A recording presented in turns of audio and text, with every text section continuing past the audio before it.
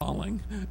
I mean, there was nothing I could do. I had to go take care of the funeral service, and it'd be later.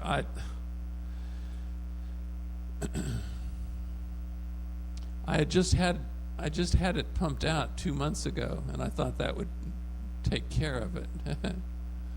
It didn't. So Friday morning, I had a fella out, and he pumped it out the second time. That's $150. Saturday morning, I had some tasks I wanted to do at the house, but I hadn't gotten started. It was still fairly early in the morning, and my daughter says, "It's backing up again." I said, "What do you mean? I just had it pumped out." I said, that's trouble. I spent hours yesterday. When the problem first started, I went to Lowe's and I spent $250 for one of those 100-foot snake machines. So there I am back there all day. I'm working on this.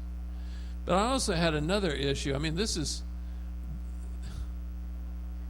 well, I'll let you supply the right language. But this yesterday was just a bad day. You see, my other project that I wanted to work on, we live on a private lake, 100-acre lake. And the geese have decided they like my property.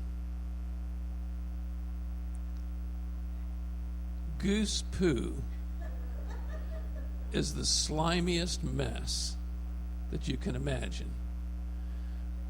I am committed to keeping the geese off my property so that you can walk without looking like this, as you make your way along. So I wanted to build a little fence area around the lake shore that hopefully will at least keep the ones with all the little goslings trading behind them from making their way up on. Anyway, I wanted to do that.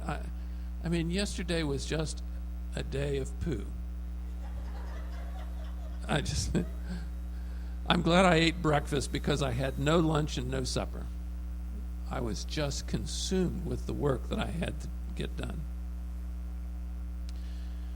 That's not the trouble Jesus is talking about. Took me a long time to get there, didn't it? Jesus is not talking about the kind of trouble that we mess with properties and that kind of stuff. That's not the trouble. Did you hear what Jesus said? Let not your hearts be troubled. We're talking about heart trouble. We're talking about the kind of trouble that gets a hold of us and disorients us, causes us to not be sure about who we are and where we're going and what's life all about anyway, and can I dare live today, and what about tomorrow? I've been in conversation with a young woman over the past month. Take this conversation really seriously. She said to me, there are some days that I not only don't like other people, but I don't even like myself, and I wonder if I should live. That's frightening stuff, isn't it? That's the kind of trouble Jesus is talking about. He's talking about the kind of trouble that becomes so disorienting, disembodying, that we have simply lost ourselves, our focus, our vision, our ability to live forward.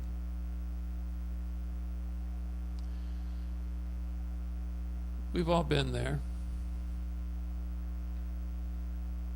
In one fashion or another, all of our lives have intersected that place.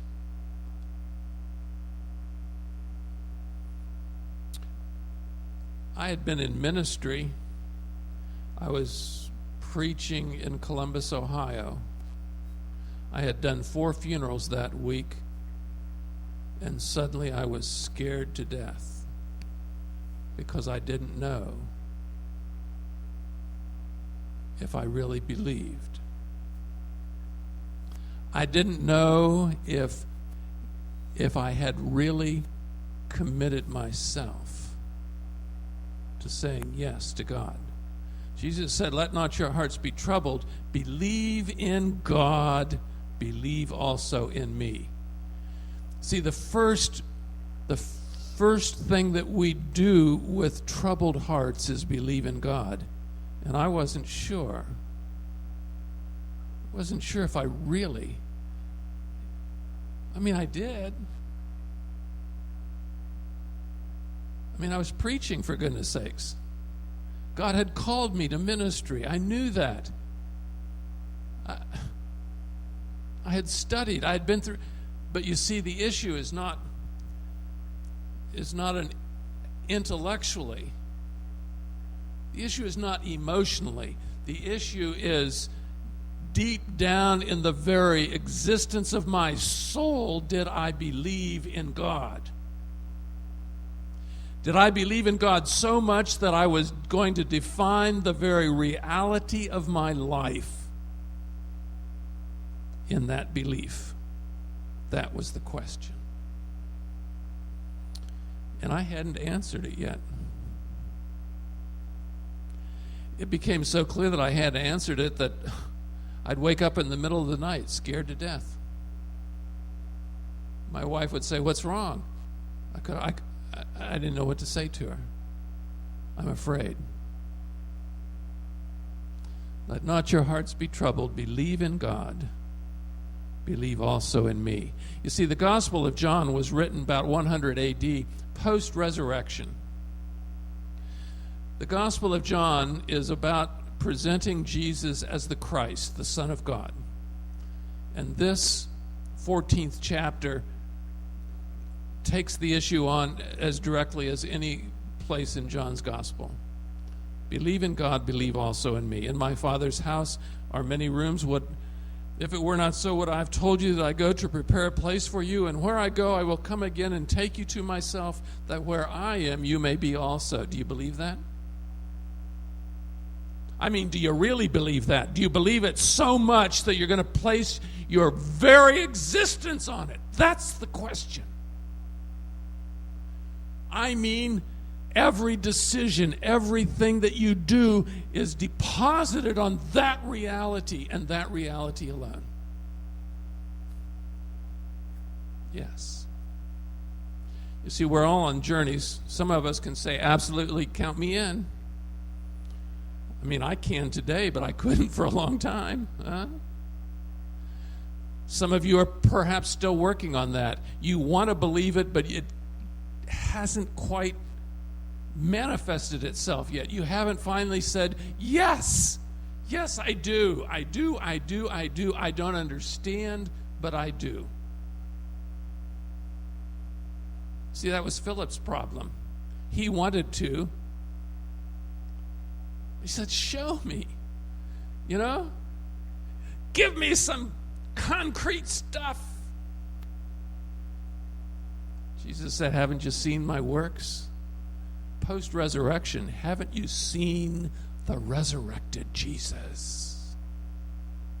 Haven't you seen God's work in Jesus in such a way that life is now radically reshaped and transformed, and that who I thought I was is no longer true, but who I am is now true? I am a child of God. Until you and I can say that with absolute certainty, we're still on the journey, hungering and longing. Even after we say it, there are times when we're crowded with questions. We're on a journey of faith together, you and I. But the answer to the troubled heart is to believe in God and to believe in the resurrected Jesus so clearly that your life is redefined and reshaped so that you're able to say, I am a child of God. I do believe. I want to tell you that when I finally said that, literally I felt a sense of peace wash over me that was just amazing. And I've never looked back. That's why I'm here today. Because I know the truth of this amazing faith. I know the truth of this amazing God.